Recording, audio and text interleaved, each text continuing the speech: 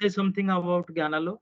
Gyanalok is a trust basically working in Odisha for the for education. And under this lecture series, we are basically creating awareness and focus little light on social issues that prevail in India.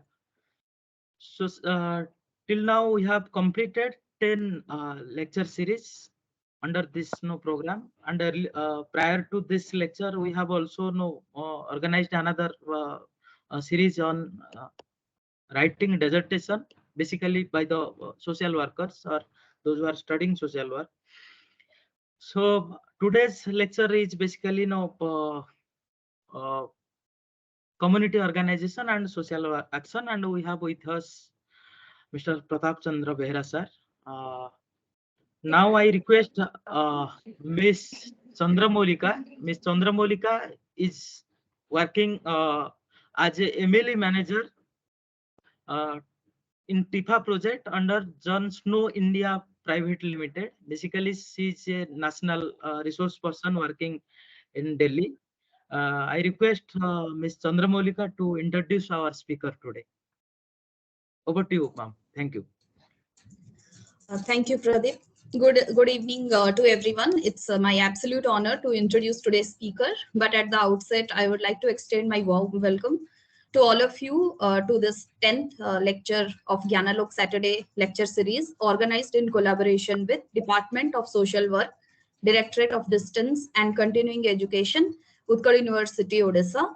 As you all are aware, we have with us Mr. Pratap Chandra Behera, an eminent speaker currently working as Assistant Professor, Department of Social Work in University of Delhi, India. After doing BSc in Agriculture from Odisha University of Agriculture and Technology, Mr. Behera did his MA in Social Work from TIS Mumbai and Master's degree in Population Science from IIPS Mumbai. Mr. Behera has over 3 decades of professional experience, which includes both teaching as well as field level project implementation.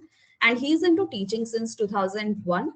Prior to teaching, he has worked in the grassroots for community mobilization with the organizations and projects like Kripco Indo-British Rainfed Farming Project, renamed as Gramin Vikas Trust Rajasthan, National Tree Growers Cooperative Federation, renamed as Foundation of Ecological Security in Anand, Gujarat, and Samarthan Center for Development Support, Bhopal. He had skill and interest in areas of social work like human rights, research, community development, and so on. We are really blessed to have him, as out of his vast knowledge and experience on community organization and social action, Mr. Pratap Chandra Behera will deliver today on process of community organization and social action by social worker as a change agent.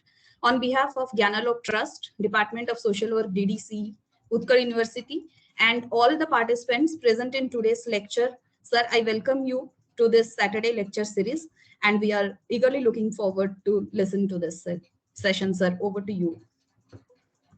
Yeah, thank you, ma'am. Thank you, Gyanalok, to give me this opportunity to speak to a very, intelligent audience.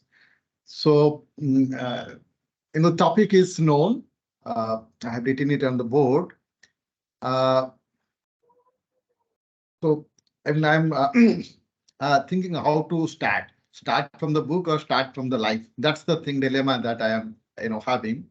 Better I should start from, what I did in my life. Something I did not mention in my CV, and I was hesitant to tell that. After passing out from TISS and working 2 years in the core tribal areas of, Rajasthan and Madhya Pradesh, where Bhil tribes would be there, the predominant tribe. I happened to be in Odisha with that Foundation for Ecological Security project. And that is very near to my hometown, my village, not hometown. I am not from a town, I'm from a village. The situation turned or it was burning like that. My village, part of Dhenkanal district, was behaving like 4 villages. That time there would be some 280 families in my village. So 280 families would behave as if 4 different villages. And that time I just joined the Odisha project of FES. About 27 cases were there in the court, police station, which are non-bailable. And so that's why police was after them. Because if they catch them, then the police would get a very hefty, black money. And once they are caught, there is no bail. It so happened that all of the cases, 27 families were, hiding in the forest. There is a forest in my village. So that time, I am part of my village. And because of my study, I was out of my village.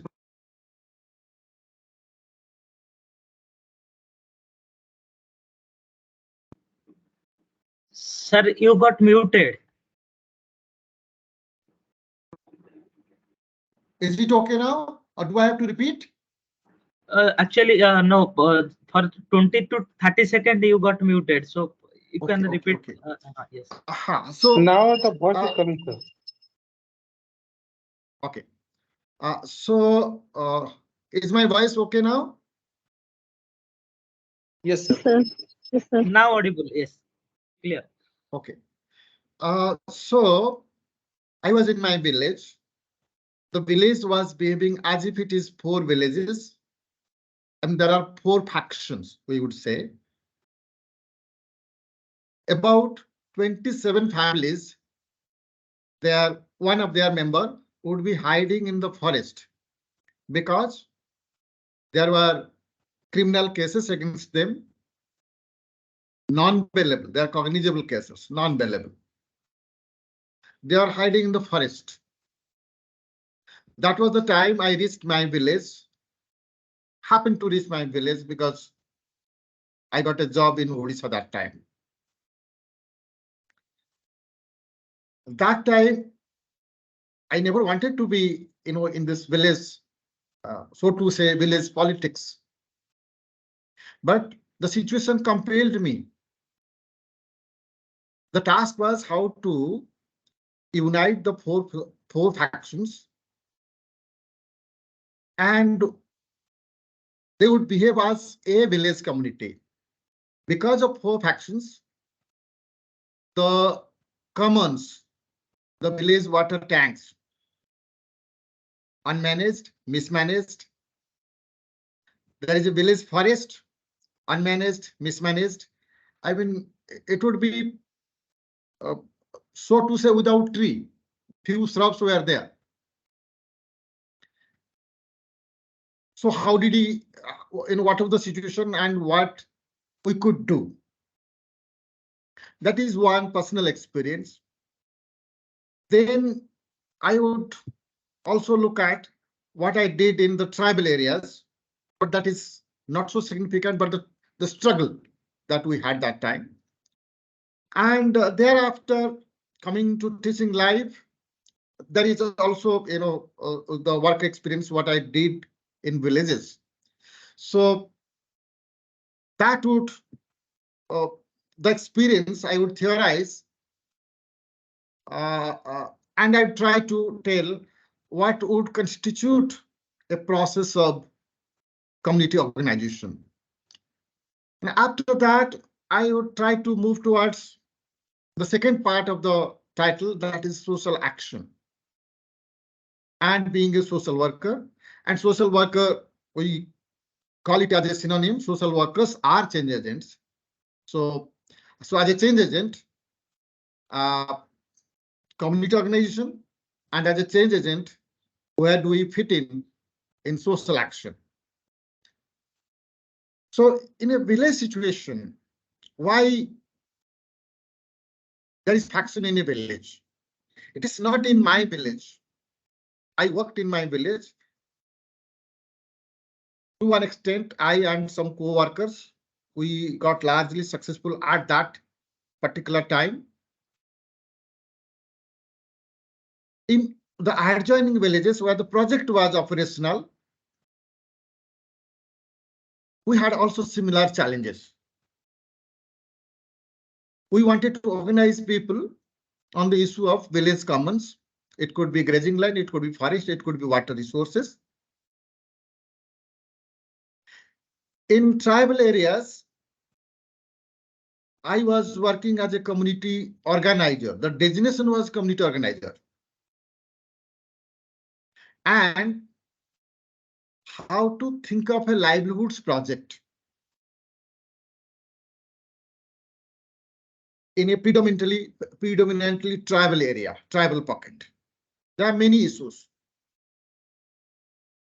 So in all these, be it tribal area or a rural area like my village, I'm not touching the urban community. What are the issue? The people are there. Somewhere the people are divided. At times it is caste lines.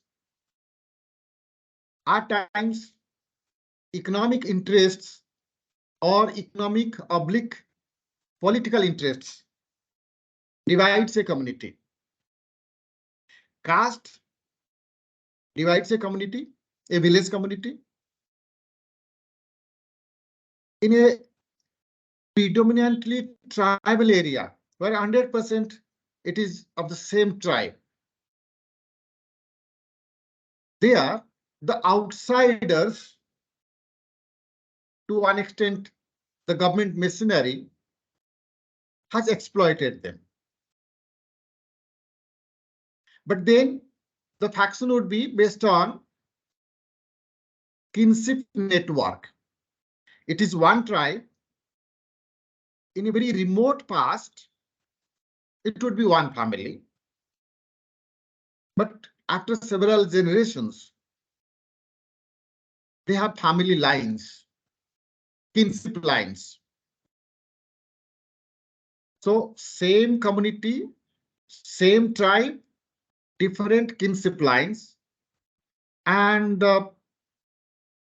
therefore there is a parallel power, what you call leadership, and the power structure, traditional power structure, is being challenged.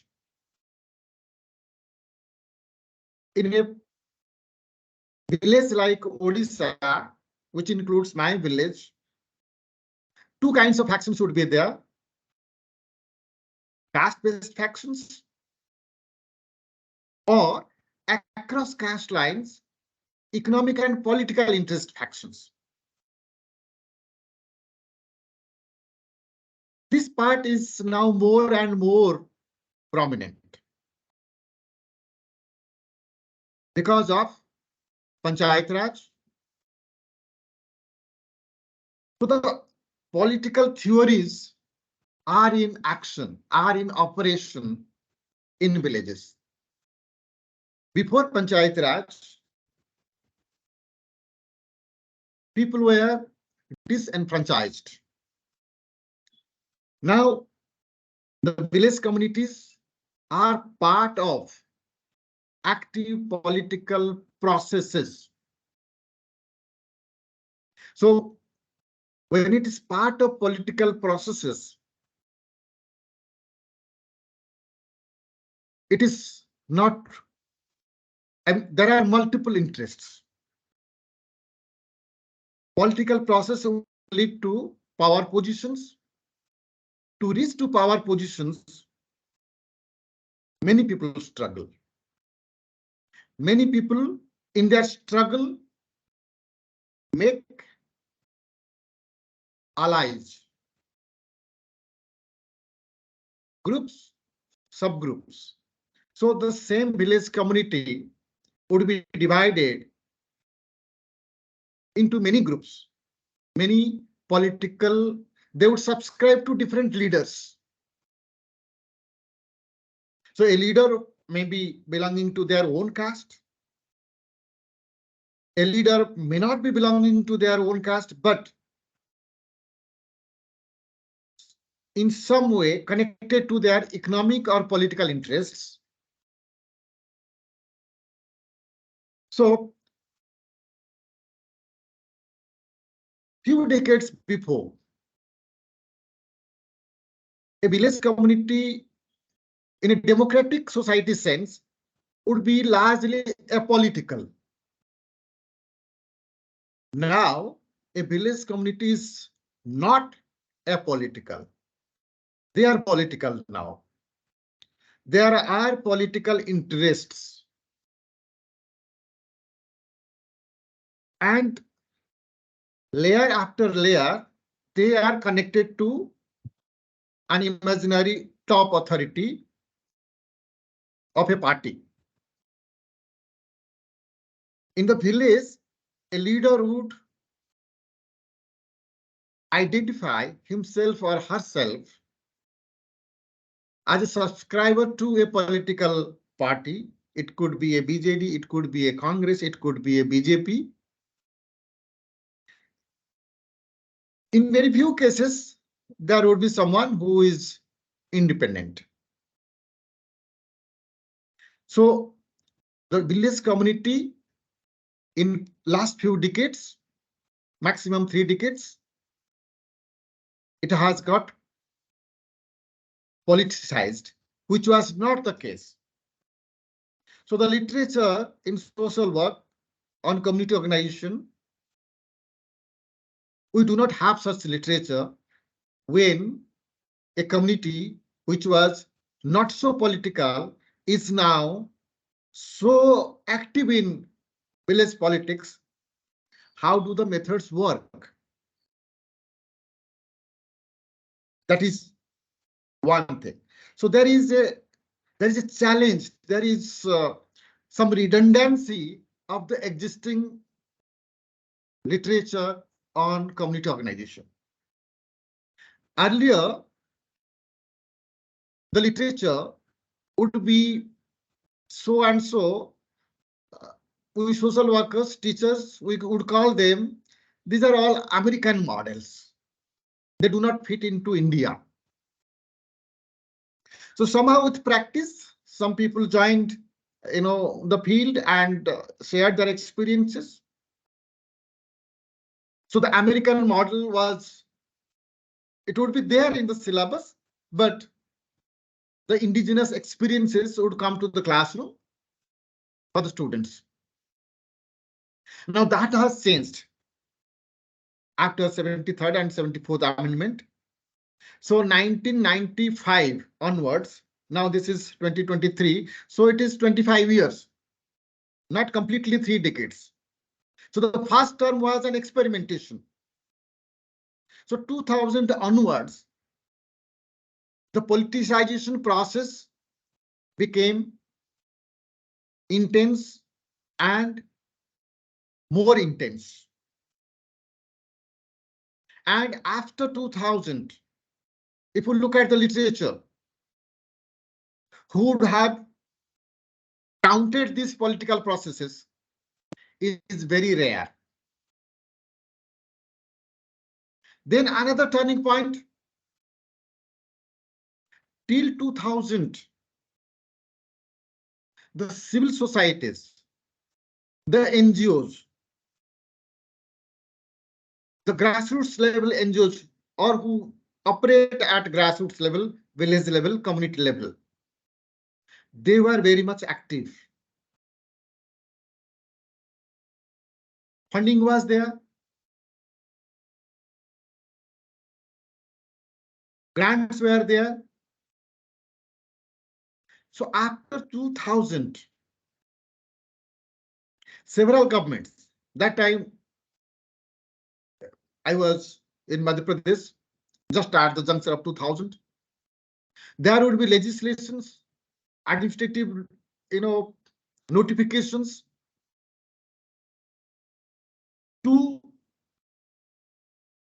somehow stop or discourage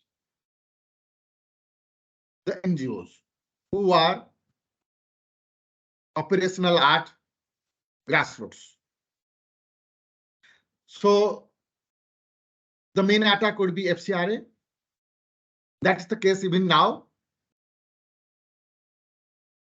And after 2000, many things have changed.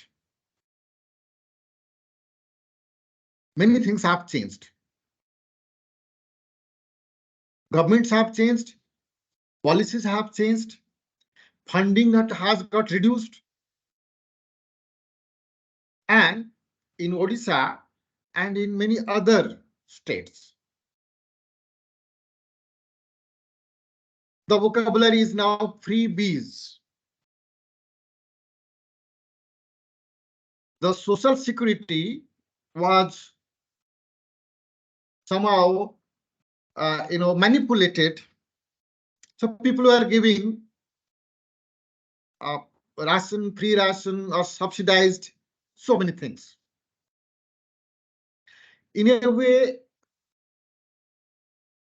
they are giving few things. In those few things, the entitlements, the entitlement concept and the entitlements started disappearing.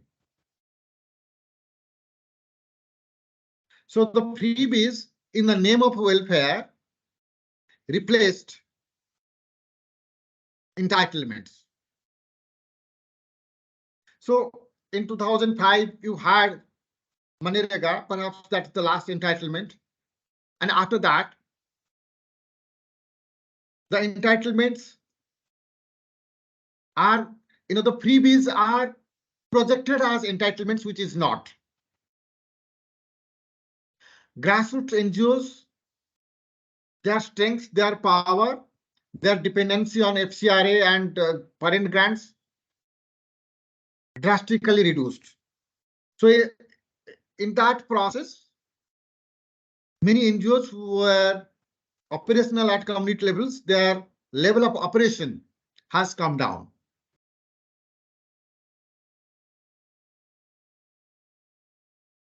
So that is the challenge before us when you are talking about process of organizing community.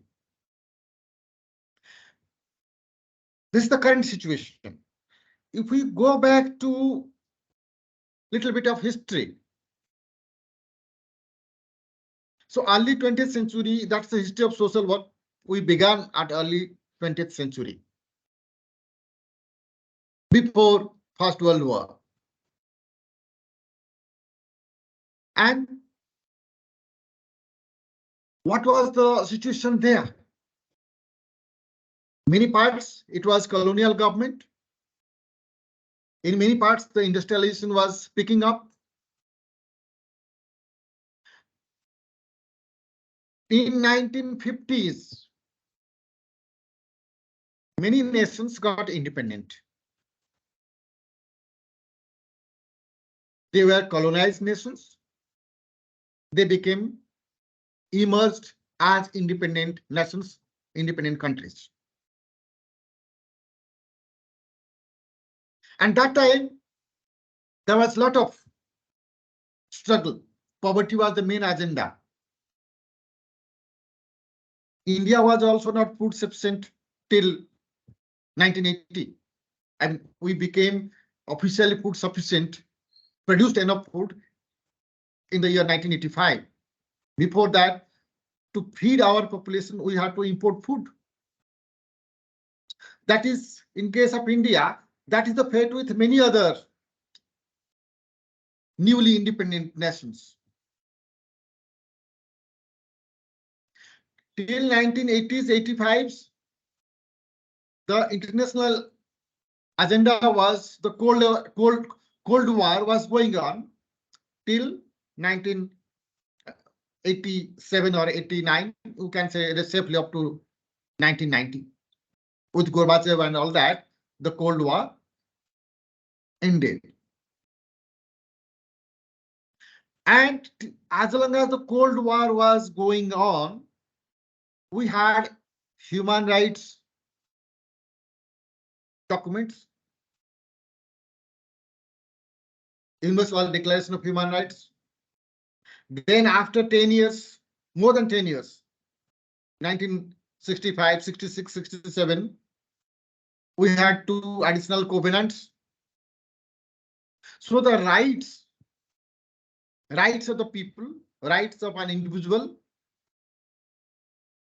were articulated. But it was never discussed whether rights are happening or not. That was never an agenda. 1980s till 2000, at the time, the civil societies, many NGOs emerged.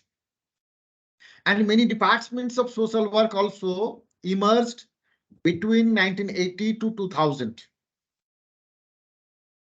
across India. Because there is channelization of funds. So if funds are there, then opportunities are there to work with people, to work for people. And that was the time the human development concept from 1990, that also emerged. So the community development, social development, and at the turn of the millennia, you had Millennium Development Goal. So from a World Development Report, which World Bank produced, where the poverty was the focus, then 19 onwards, what UNDP produced, the human development. So it is not poverty or the GDP. From there, you move to human capital. And in Millennium Development Goal, in the formation was that you had sustainable development goals and social development goals. And in between, somewhere, the rights, the entitlements, these were pronounced, and sometimes these were not pronounced, hidden or silent or silenced. So in that process, these are the phases. To cater to each phase, what would be our response system? It was never defined. Some people taught but never wrote. And we have a dearth of literature. Each situation posed a different challenge. It required a different kind of response system.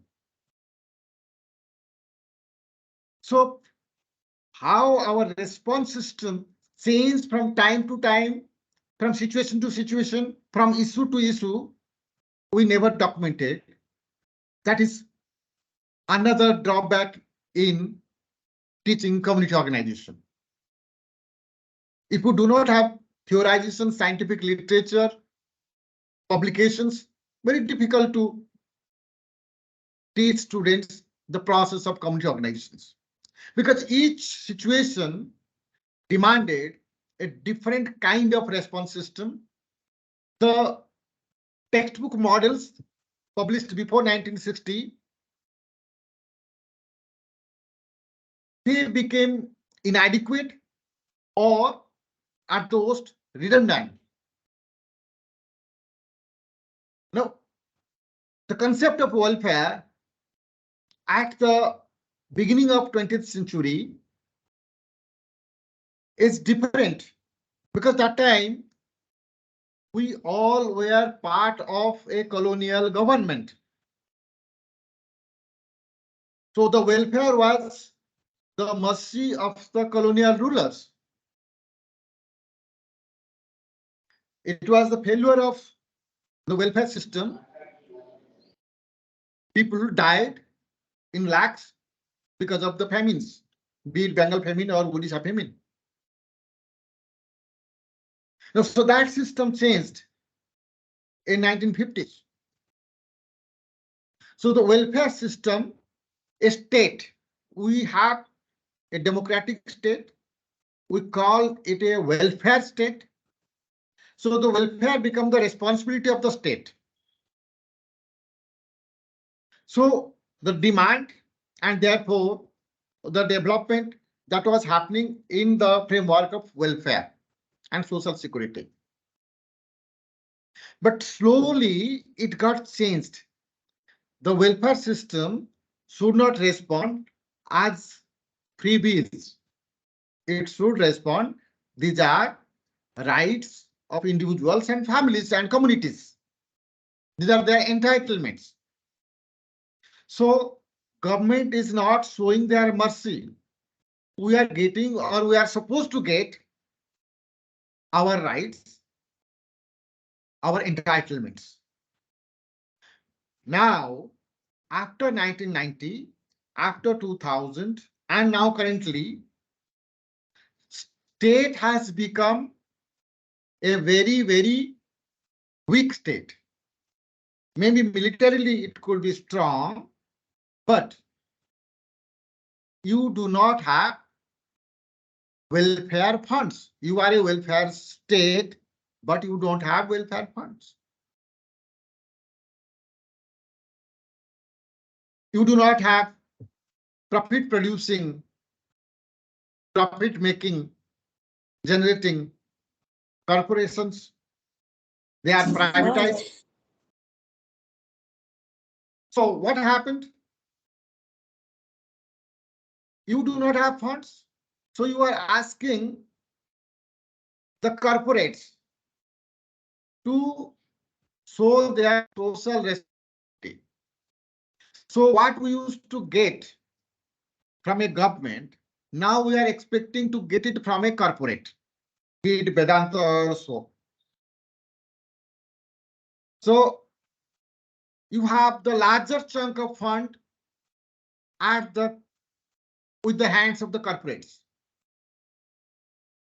The second is that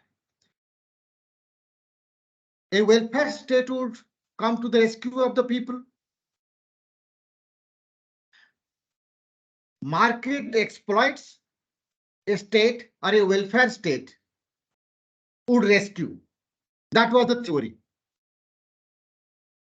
Currently, the welfare state and the market or the corporate or the business houses, they have joined hands. We are silenced because we are receiving free rice, free 1, 2, 3, free electricity, free water, free so and so. I got a commentary that the recent election in Karnataka, the changing point was that they announced so many freebies. That's one factor among many other factors. That is the someone spoke in the debates. So that could be also partially true. So then what to be, how do you organize the community? And there comes the extension of the title, social action. Social action, the hidden part of social action is that it works when there is disagreement, when there is discontent, when there is conflict. But when our people are happy with few kilos of rice, with few, other subsidies,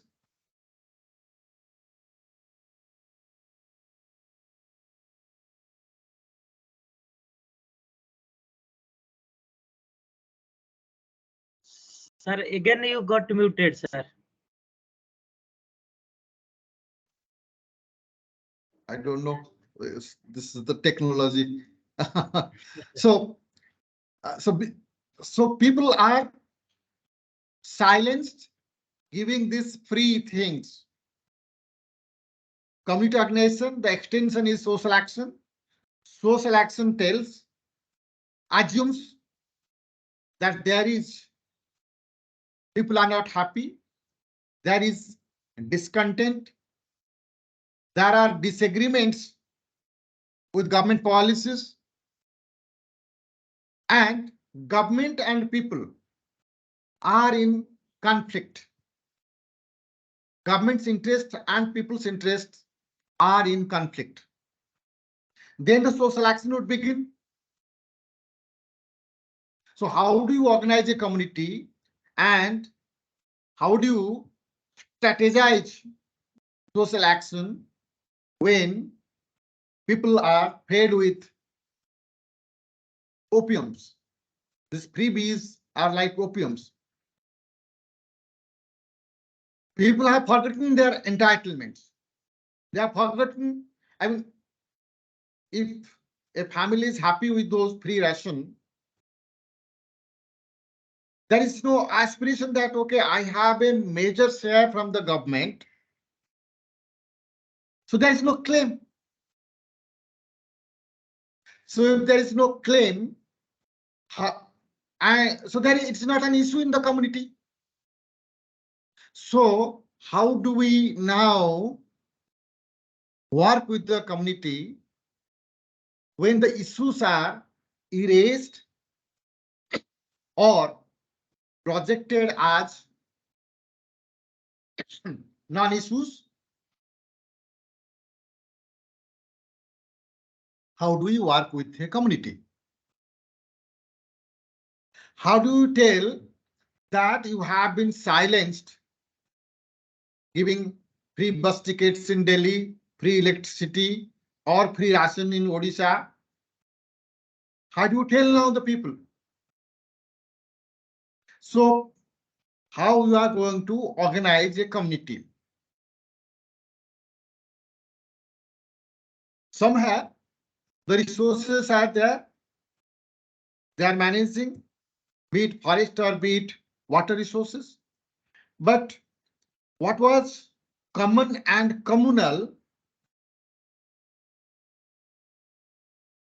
that has taken by the government. Government has interfered in many ways. So those who are working with commons and natural resources, they can, minutely observe that. Then the local governance, where people are members of a small government, they are divided. A small village is divided because 3 candidates contested for the post of sarpanch, and sometimes 2 or 3 candidates would contest for the post of position of a ward member. So the village community is divided in the struggle to occupy official power positions, be it ward member, be it sarpanch, be it member panchayat samiti, and so on. So the community is now politically divided, or the political leaders have divided the community. I do not want to tell it in a passive voice. Community is divided is very passive voice. Political leaders, having their personal interests, divided the village community. And sometimes this division is so intense, they behave like 2 villages.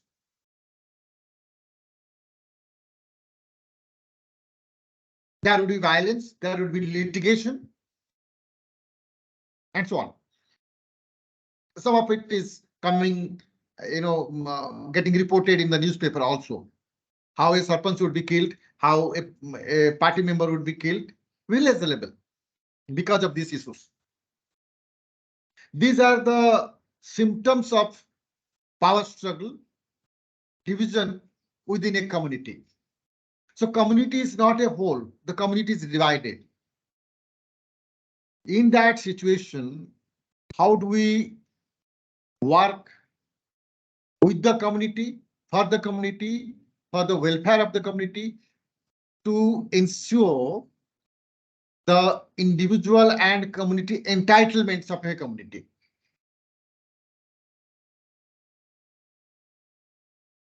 That's a big challenge. So one clue that worked in few villages, that cannot work in all the situations. The understanding of a village now has to be more minute. Somewhere, if the village is very old, there would be kinship lines. And often the divisions would be across kinship lines. So we do not have to count that this family is just a household. Every family is part of a network of kinship. Then every family is also part of a political network.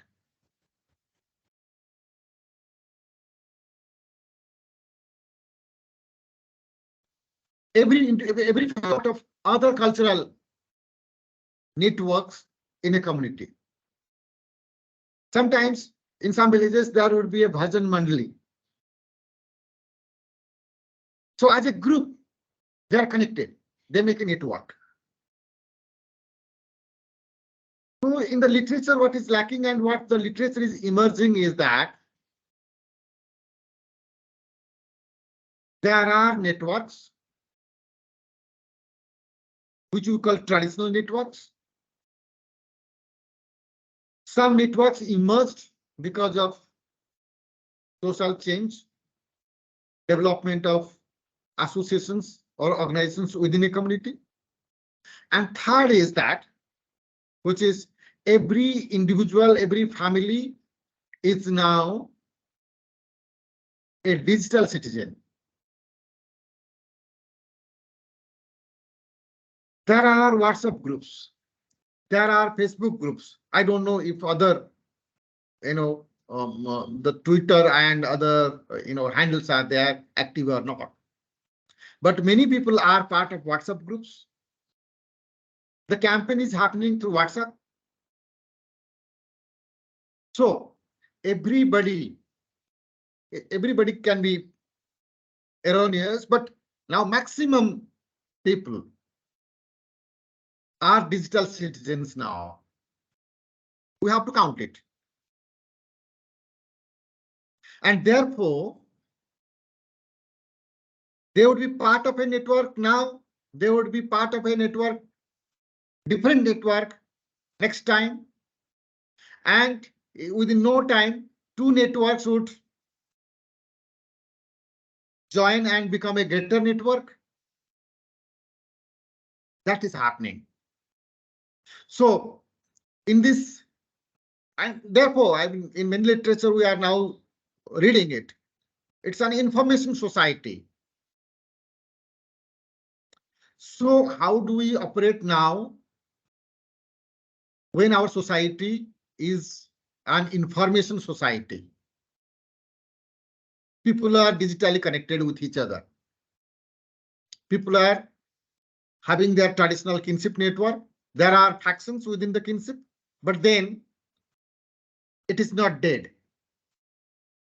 They have not been atomized.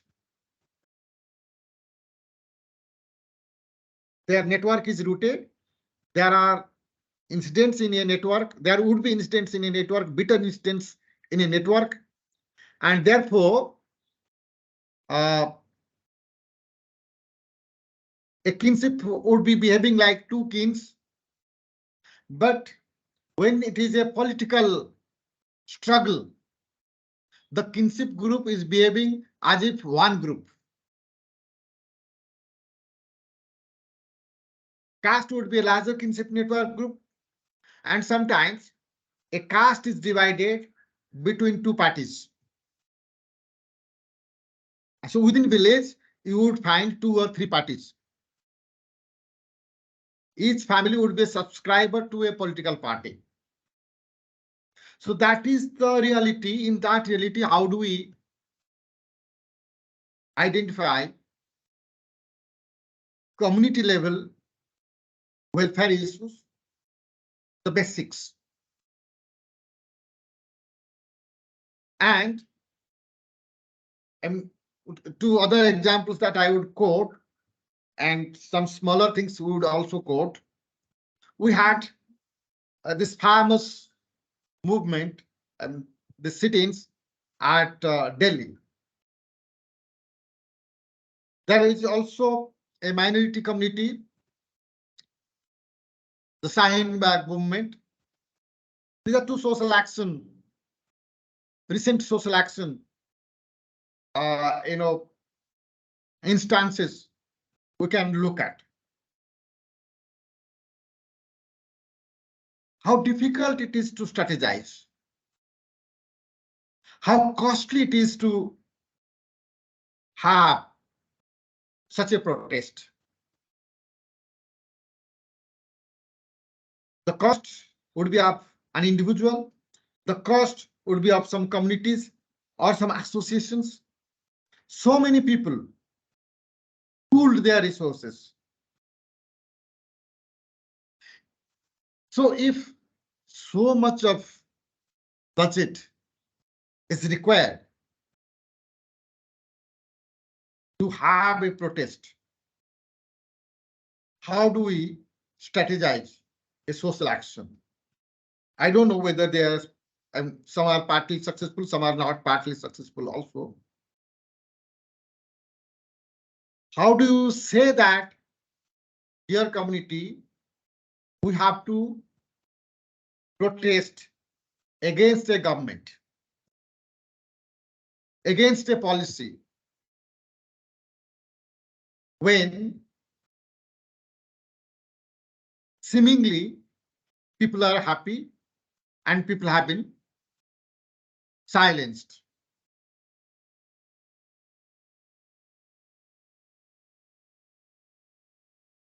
How do we count the traditional social capital, the kinship network? Then if we work on kinship network, then perhaps we may not work with the poor and lower caste people. They have their kinship network, of course, but then it would divide the village according to caste lines. How much do we rely on the digitized network? Different villages would have different levels of digital network. How do we be part of it and work with it? We cannot now ignore that component that is meaningless. So what would be our strategy?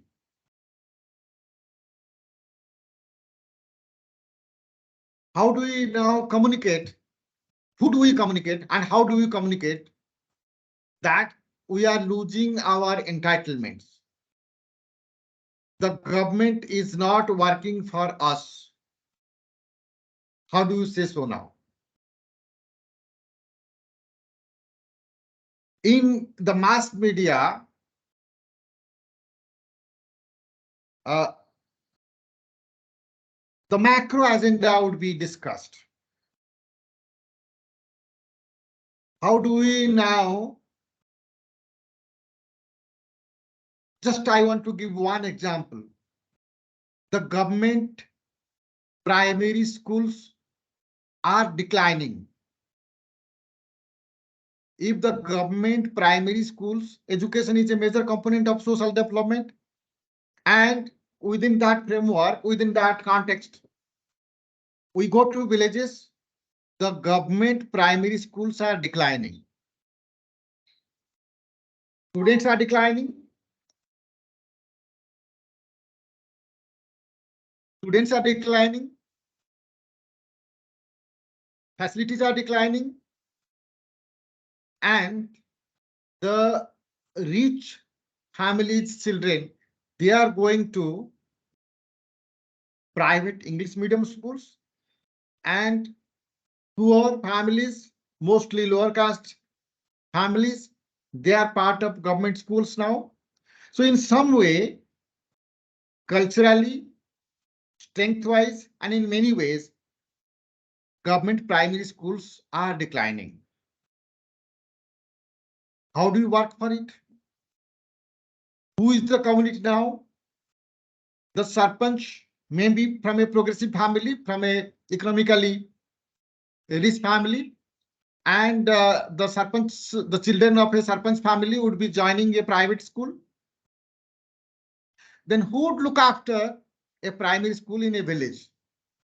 A primary school in a village is a community asset. Of course, government supports as part of welfare system, but it is declining. I do not see, I do not hear voices. I hear voices that the teachers are not getting regularized. I do not hear voices that the school system is declining. And if it is declining, the poor families are going to suffer. Where is the voice? And how do I strategize? This is education, and slowly, other topics would come.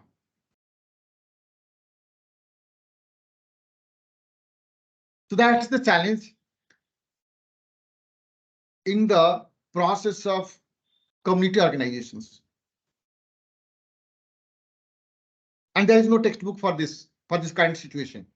Who would have, bullet points, step 1, step 2, step 3. So many of our theories in the textbook, they have demonstrated their inadequacy. Grassroots level NGOs, Gandhian NGOs, they are very few or about to disappear.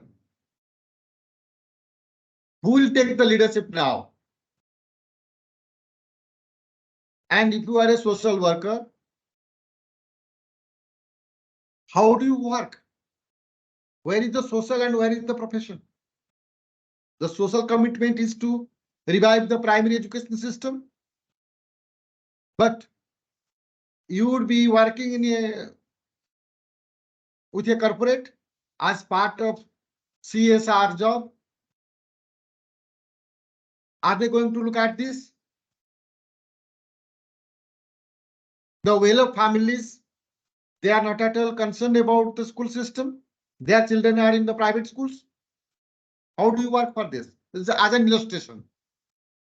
This is one illustration. So it's about just 1 hour. So I make a pause here. I would try to respond to the queries and questions. Then I would go there. I would respond.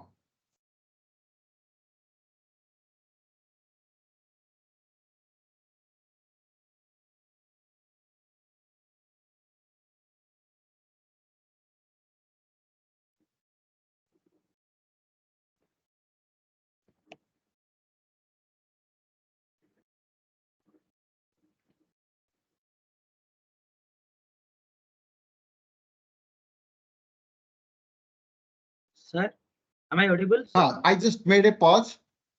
So I'm with this, outline. If I have to respond to few queries, then I would respond to the questions and elaborate on that. Yes, now I request the audience if they have anything to ask or anything to supplement, they can have their opinion.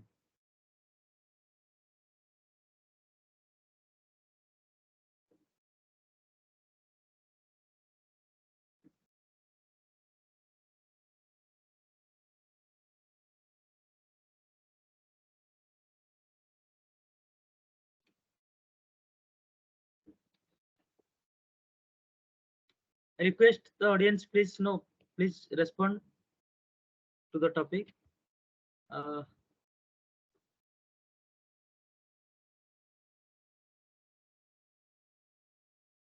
We have Dr. Mohammad Osama sir.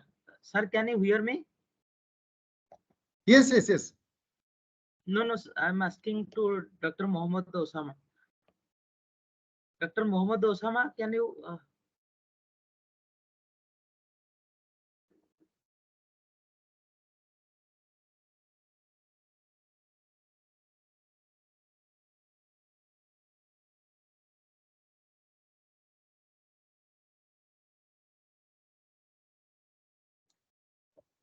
So, okay. Good evening, sir.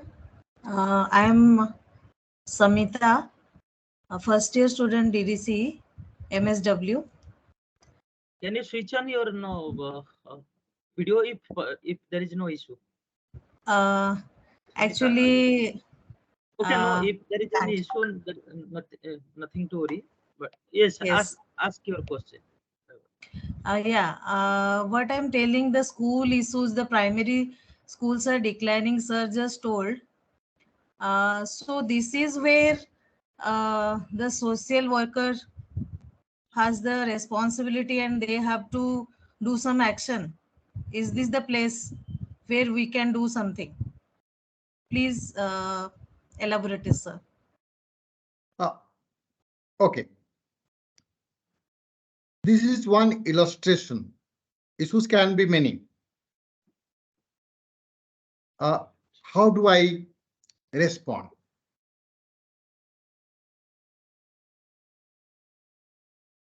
Sir, you. Sorry, I forgot to unmute myself. So, school issue, primary education. Primary education is basic. And we have also a legislation which you call right to education.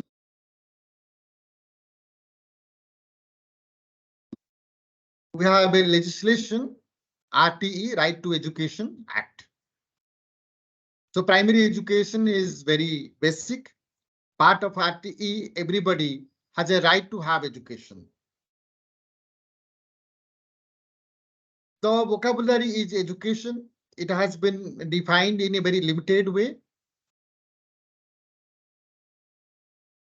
It has been reduced to access to schooling. But it also shows that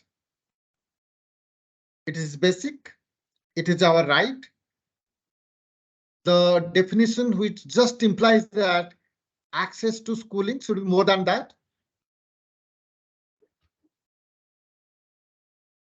That legislation is a very recent legislation.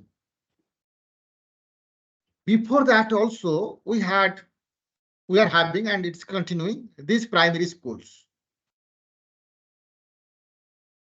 The strength and the dynamism, the vibrancy that was there, that is declining. One is that it's not that the government allowed allowed the private parties to set up private schools. Is that the reason why it is declining?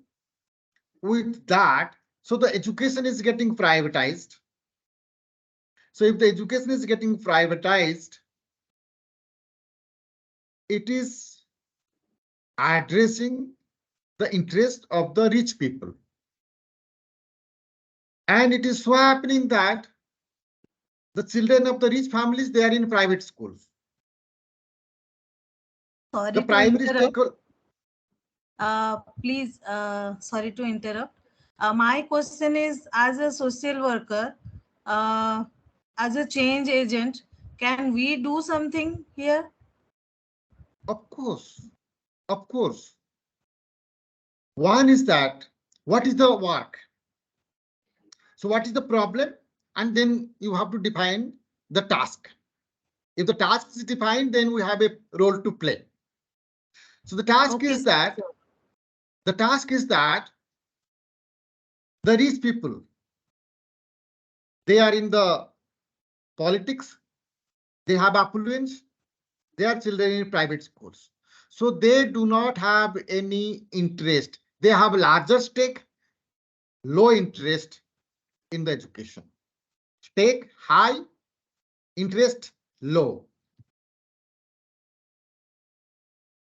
The poor families, their stake is low, interest is high. They cannot afford to send their child to a private school.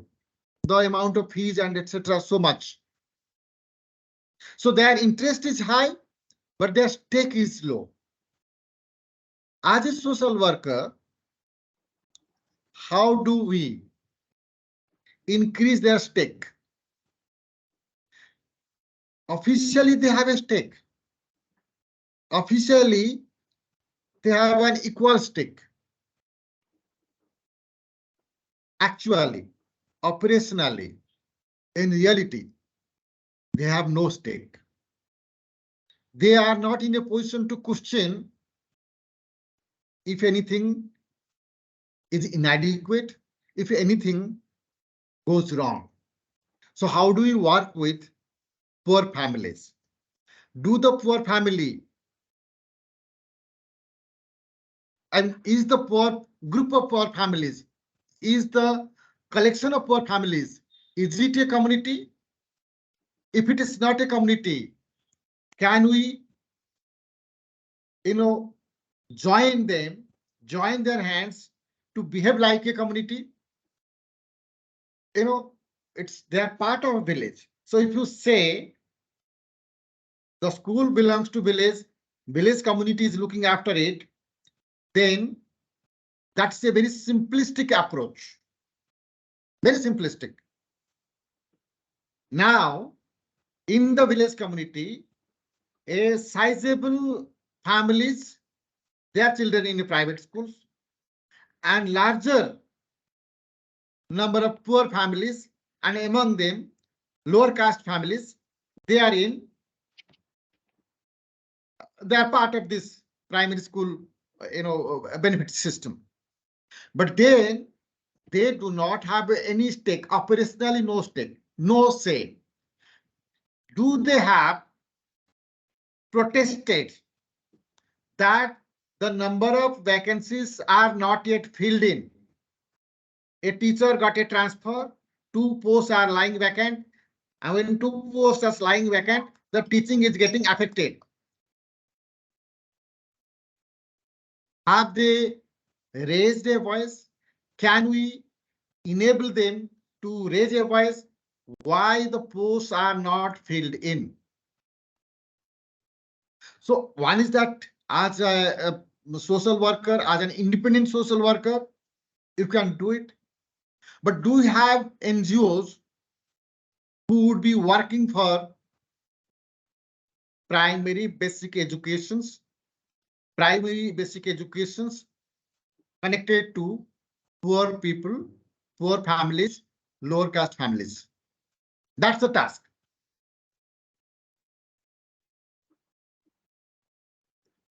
Okay, hope Samita, this is sufficient for your understanding. Basically, sir, what said? Yes, sir. Thank you, sir. If you want to do community organization with the in the school setup, basically there are a number of issues are to be addressed in different steps. So, in my understanding, I can say the to enhance the number of school enrollment, means how to achieve the 100% school enrollment. School community organization can be done with the parents as well as the children, those who are not interested to attend the school class. So as a social worker, you know it better how to handle all these situation and the people and organize them to ensure 100% enrollment in the school, and other thing can be also addressed accordingly. So we have Alvin Joseph. Please, Alvin, if possible, you can switch on your video and introduce yourself and ask your question. Thank you, sir. Thank you. My name is Alvin. I'm a social worker from Tamil Nadu. Sir, just now, I thank you. It's a wonderful session on community organization and social action. Just to say about this, increase the enrollment level in the primary school, particularly in the government setup. Sometimes without our social work intervention also, some political reasons, we see a lot of enrollment in the government schools. Recently, this is a NEET examination. So Tamil Nadu government actually wanted to protect rural students. So they just allotted 7.5% reservation for the students who study in government schools. Now what happens, people who study in English medium, they now started to going to government schools.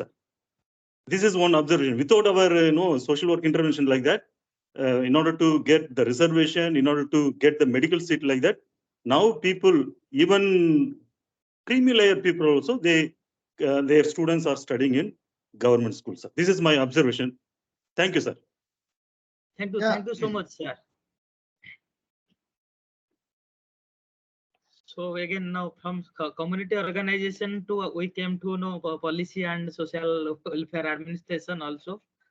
That also play a very crucial role to ensure 100%. I would like to add before another question emerges. I just add, we have now the CRC because it's not community, but then within that we have it an illustration. Convention for Child Rights, CRC, Rights of the Child. And we are a signatory. In that declaration, in that convention, you have a scope for something called Bal Panchayat, Children's Parliament, where the children would express, articulate their rights. India is a signatory. India has to accept that. So we have some legislations, and if a government does not accept that, so they have provided a platform to raise that issue. So that would be an international complaint. The complaint can directly go there, bypassing the government of India. So those frameworks are there. So many legislation frameworks are there. So how do you do that? The number of RTI activists, it's coming down. They are being killed. The social action part. So we do not have social workers. We do not have activists right now. We have social workers who want to work with corporate, and in a way, government and market, they have married together, and we want to join their family, part of CSR job. So then perhaps the community organization would decline.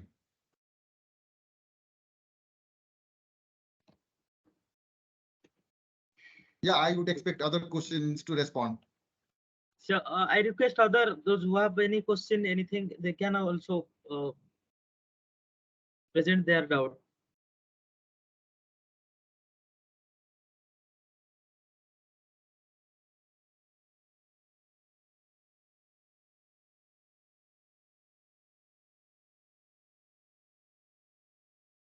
Others are requested to ask their doubt. Yes. Good evening, sir. Namaskar. Sir, I'm Namaskar. Josna Das from Paradeep. I found the session very, very remarkable. And actually, what you told, it is the time to awake, because what we say social action is truly lagging. And sometimes we are also getting confused actually what is our role and how much we are empowered. Are we having that much or not? So thank you to empower us through your words. Thank you, sir.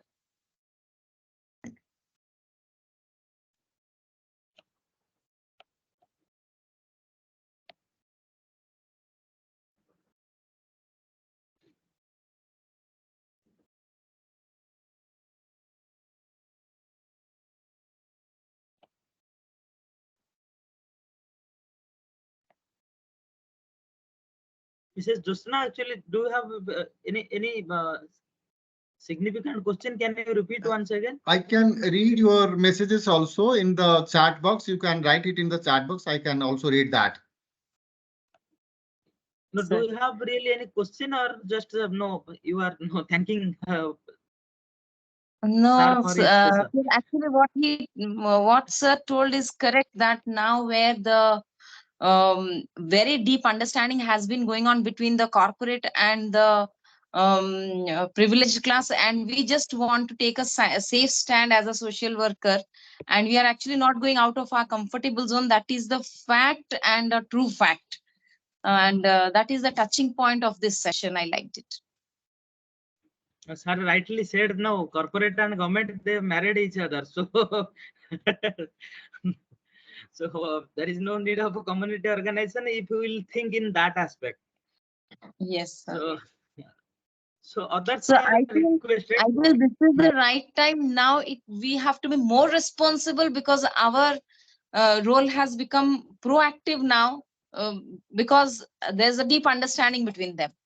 It is now it is more of our responsibility that we have to do. We but want a safer side, and like ESR fund and this, that we want a post and be there comfortable, drawing some salary, and like we are not going out of our comfortable zone. That should not be. Right. I got the lesson right. very truly.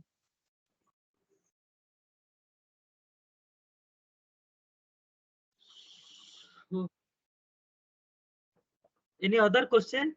I mean, the local politicians, they have, without MSW degrees, they have become successful with the concept, with the theory. They are dividing the community and ruling the community. We, the social workers, have to now patch it up, mend the community, and rule the rulers. That is the theoretical framework. The political leaders, they divided the community and ruling the community. So they are saying that, tell that you are happy. So the discontent, that is being covered up. So the divide and rule is happening at the grassroots. So the role of the social worker is that, how do we join them, mend the divisions, so they would be joined. And if they're joined, then we can overcome the local political leaders in the interest of poor communities. Bilkul. Very rightly you said, sir. Actually, politicians are really successful to break the system. However, being the professional, we are not able to do right or proper community organization. This is, I think, there is some lacuna in our part or in the system, which is basically we have to rectify. So Namita, do you want to ask anything? No, sir. Okay. Any other question?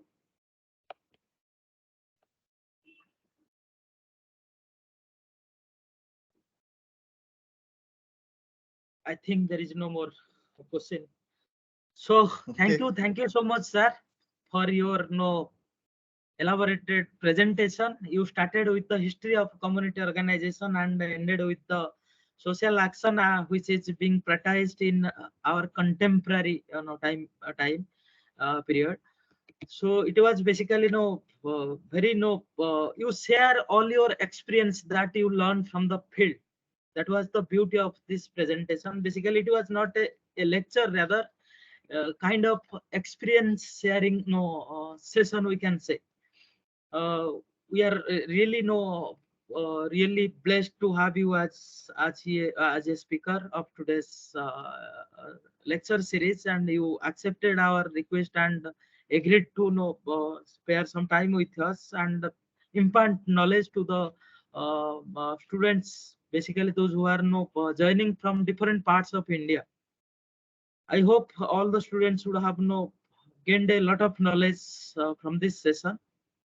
And as you all know, this session will continue till it is designed for a period of for 20 lectures, which will be continuing till August. I request all of you, those who are participating in the series and those who still did not get any information regarding this series, I also want to request you all to convey this message to others, and so that other can also get information and get benefit out of this session. Since all the stalwarts from their respective field are deliberating on this on the issues of society in India.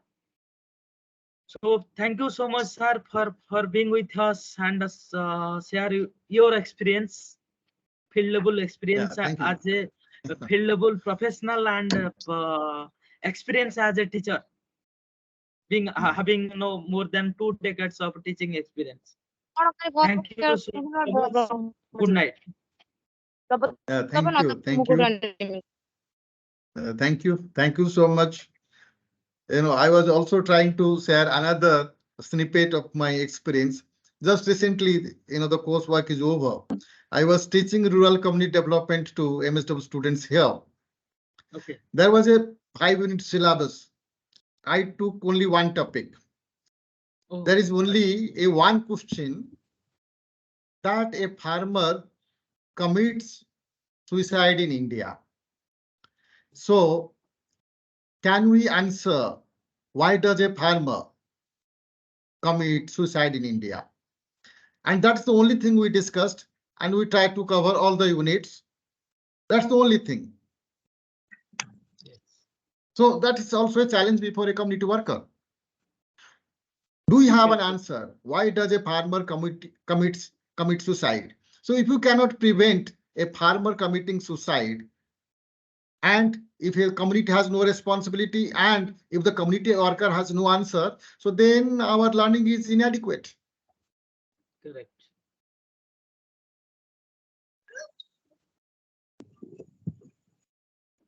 Yes, sir. So nice talking to you and your group. So thank you on behalf of Gyanalok. And actually sir, Gyanalok is an infant nowadays. And basically we are focusing on education. Although the informal process, it is an infant registered only in 2023. But we have been working in the field of education since 2014. Basically, our focus is to empower grassroots children, those who are facing difficulties for their higher study. We are providing financial support and create education awareness among the children, those who are studying in different interior area. We also provide counseling, career counseling support, other awareness support. These are also a part of our activity, which is also being done in different time period with different schools. This recording should also be a very good resource. So all the lectures you are recording, so they will be a resource for the people, for the students. We make it available in YouTube. We have our own YouTube channel, Gyanalok Empowerment Through Knowledge. So in that, actually, we are putting all the recordings. Good. Later, those who cannot actually attend this program, they can also access it, and they can also listen to that. Thank you so Very much, much. Sometimes sir. sir, we miss Good it night. in between Thank you. because of Thank you. network that we get from YouTube. Thank you, sir. Yes, yes. Thank you. Thank you, all of you. It's so nice to talk to you.